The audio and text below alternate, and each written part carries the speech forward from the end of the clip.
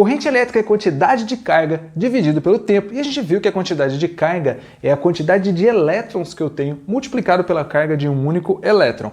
Agora nós vimos também o lance da parada lá nós temos um condutor e de um isolante. O condutor tinha muitos elétrons livres e o isolante tinha pouquíssimos elétrons livres. Isso quer dizer que se eu ligar esses dois materiais na mesma tomada, eu vou ter correntes elétricas, com certeza você já entendeu, diferentes. Tanto é que eu posso até mesmo, não tente fazer isso em casa, pegar uma chave de fenda que tem um cabo de borracha e eu nem vou falar isso, vai. E colocar na bateria do celular, vai na bateria do celular, desligado, não chega perto da tomada.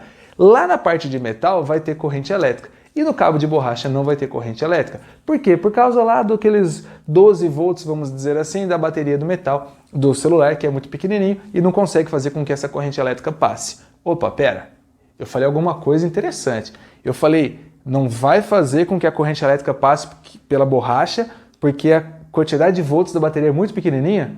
Calma, se ela é muito pequenininha, como é que passou pelo ferro da chave de fenda? Eita, e ferrou... Não, é justamente por isso, por causa da nossa camada de valência. Vou colocar um exemplo aqui muito simples. Peguei um pedaço de borracha,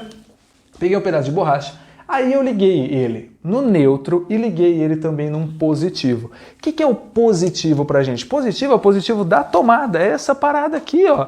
Quando você pega o polo positivo, o polo negativo e o neutro. Isso aqui que eu estou dizendo. Esse positivo, polo positivo, como ele tem um valor ali, ok, e eu tenho uma borracha com poucos elétrons na camada de valência, não fez nada, não passou corrente elétrica, daí que eu chamo ele de isolante.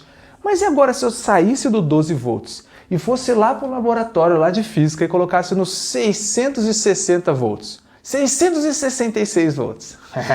Se eu colocasse no 666 volts, eu teria um positivo gigante aqui, teria muitos volts. Aí, mesmo ele sendo isolante, ele não ia conseguir resistir. Ele ia receber um positivo tão grande que os elétrons eles iam andar bem vagarosamente, mas ia. Então, a borracha, o vidro, ele é sempre isolante? Não, ele vai ser isolante enquanto eu tenho poucos volts. Se eu tacar volts ali no negócio, eu faço com que passe corrente elétrica por ele. Mas é óbvio, esse positivo gigante, ele não existe no nosso dia a dia. 110, 220 volts da tomada, ele não existe. Então, agora, se você pegar um fio de cobre, você sabe que é um bom condutor. Eu vou ligar ele no mesmo neutro e no mesmo positivo, não precisa ser nem muito grande, só no positivo só. Como eu tenho uma porrada de elétrons, olha, como diz lá no sítio, está coaiada de elétrons, quando eu colocar ele no positivinho, essa corrente elétrica ela já vai acontecer e num valor muito mais alto. Então o que eu quero mostrar para você nessa aula não é o que é uma resistência elétrica e nem o que é um resistor elétrico, mas qual é o efeito da resistência elétrica. Então toda vez que você lê resistência elétrica ou ouvir resistência elétrica, você tem que continuar esse termo com isso aqui, ó, a passagem de elétrons. Então ter resistência elétrica alta quer dizer que ele dificulta a passagem de elétrons.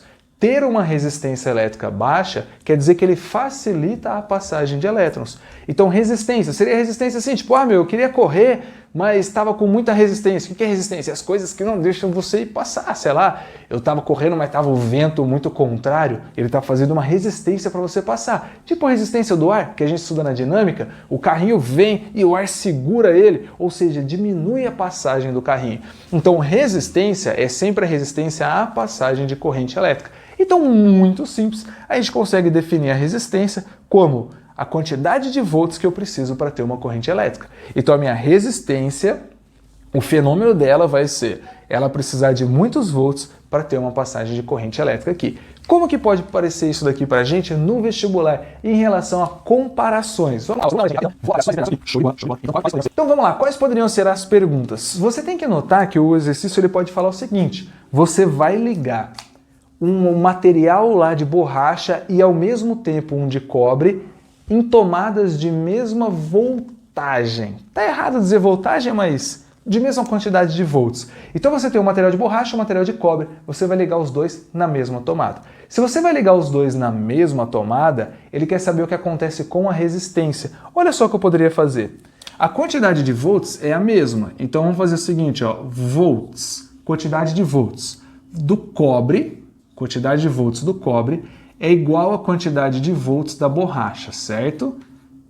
Esse aqui é o símbolo químico da borracha, Bor. E aí você vai fazer o seguinte, no lugar do volts, eu vou multiplicar a resistência vezes corrente elétrica. Então, resistência do cobre vezes a corrente elétrica do cobre. Aqui eu vou ter a resistência da borracha vezes a corrente elétrica da borracha. Bom, você sabe que pelo cobre passa uma corrente elétrica legal e é por isso que as coisas funcionam. Você está assistindo a aula aí porque tem corrente elétrica passando pelo cobre, do celular, da tomada, sei lá de onde. Então, a corrente elétrica que passa pelo cobre, ela é legal. A corrente elétrica que passa pela borracha, ela é pequenininha. E isso te dá um valor o quê? Um valor, uma relação entre as resistências. Então aqui eu consigo verificar que a resistência é menor e a resistência da borracha é maior. Teacher, mas isso a gente já sabia. Já sabia. E tem vezes que no vestibular cai exercício que a gente já sabia. Aí você vai lá e mata. Ué, eu sei que quem tem resistência maior vai ter menos corrente elétrica, caso da borracha. Quem tem resistência menor vai ter mais corrente elétrica, que é o caso de quem? Do cobre. O exercício poderia falar, como eu tenho 3 variáveis aqui, sobre a variável corrente elétrica. Então ele fala que ele tem 2 materiais, mas ele quer que esses materiais tenham a mesma corrente elétrica. Bom, se eu quero que eles tenham a mesma corrente elétrica, eu vou falar que o I do cobre é igual ao I da borracha. Mesmo significa você igualar.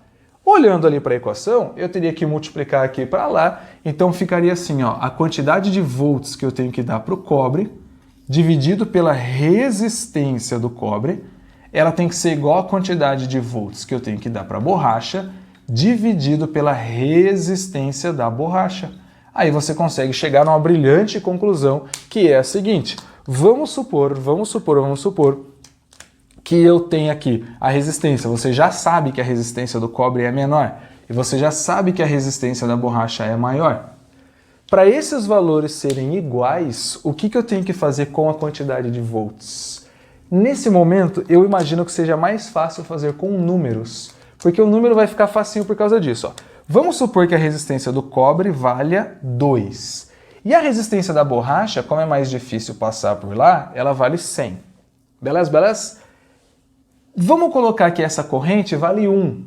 Só estou chutando números para você entender o seguinte. Eu preciso então da quantidade de volts como sendo 2. 2 por 2 dá 1. Nesse caso, a quantidade de volts tem que ser quanto? 100. 100 por 100 dá 1.